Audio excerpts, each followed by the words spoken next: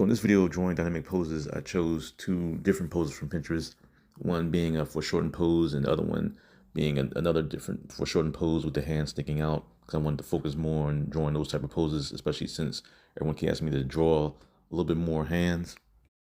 So I started out the usual way where I'm drawing the head, a circle for the head, line for where the center of the face is, and then also a line where the eyes are. I'm drawing a kind of like a circle where the nose is going to be, and a circle on the bottom of the chin, kind of like where the neck is kind of tilted up. And so right now I'm just trying to, figure out the position of it, where it's going to go. That's why I always draw that neck going down, and then I'll just draw a circle for the body. And I'm kind of just placing it as I'm going, just trying to figure out where these shapes are going to move and interact with each other to, create that pose. And you see that I drew the center line where the chest would go. If I was to add a chest area, I know that center line will be there. And that way I can kind of know where the ends meet when I start to, add details to it.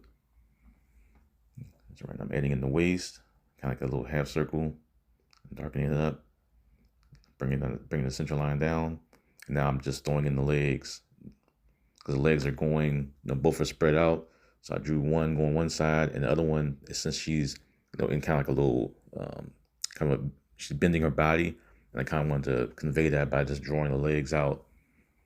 Not really like a cylinder, but more like just, just straight lines going out. So it's not showing too much, on the bottom. You can kind of just draw them straight out that way. When we add details to it, you can start to, fine tune and add that as you go.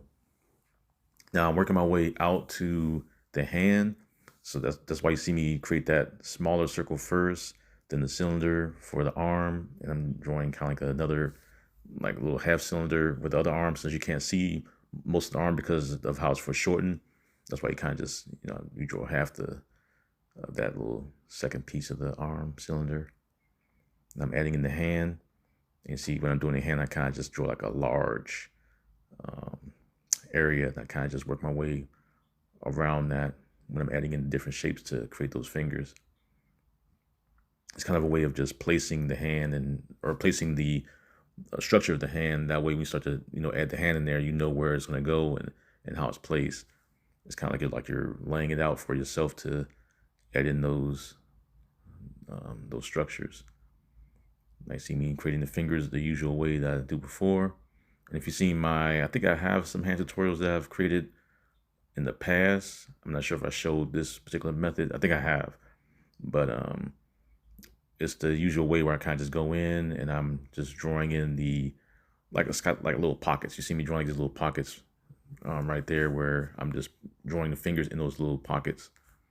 So you see I'm adding the cylinder right now, and I'm just, just extending the line out. I'm trying to, figure out the position of the finger and where it's going to go, where it's going to end. So I'm adding in separating it, 3 cylinders for each finger.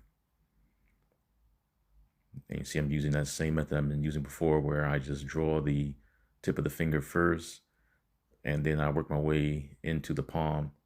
And sometimes I work my way out from the palm, and sometimes I work my way from the tip of the finger to the palm. It all depends on your preference of, how you're drawing the hand and how you're trying to, whatever you're trying to do with the hand. Because sometimes the way the hand is positioned, I may want to start a different way. Sometimes I may draw the whole hand out in a full-on outline and then start to work my shapes in after that. But usually I like to use this method. It's easier to draw the fingers and show the bending shapes of the fingers and get the pose that you want to get out. So you see him adding in the tip of that finger.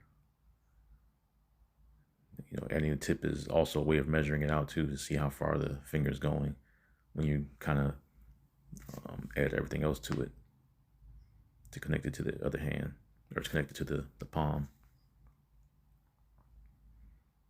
Now I'm just darkening the lines. So my brain doesn't get too confused because there's a lot of lines going on in the inside of her palm.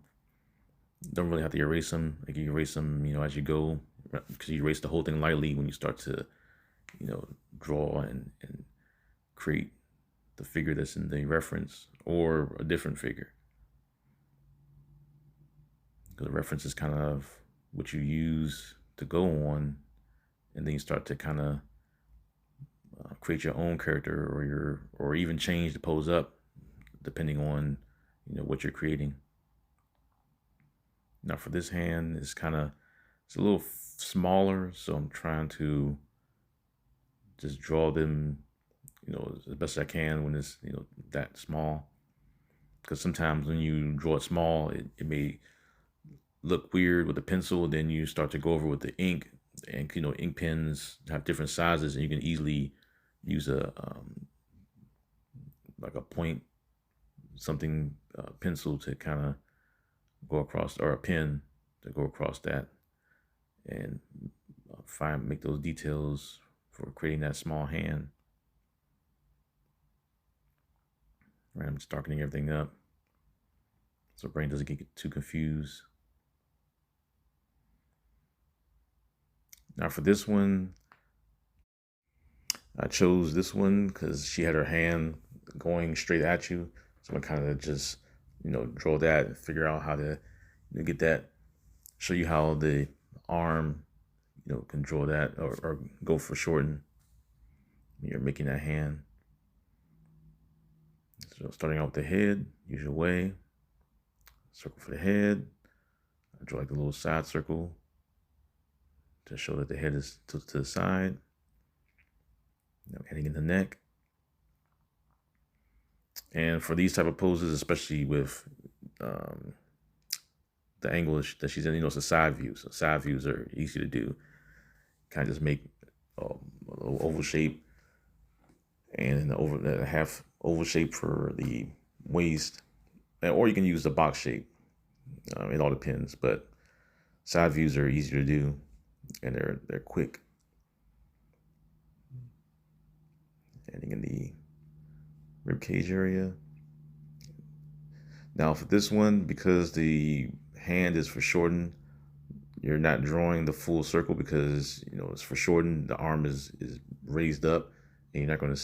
The less you see, the further the arm goes up. So I'm drawing in the outline for the hand. And for this one, I start to outline the shapes a little bit, just to kind of get a general idea of how far it's going and what position it's going into.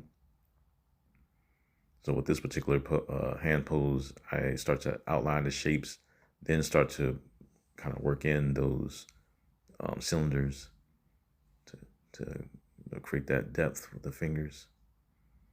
You got one finger down, and the other finger is like behind that one.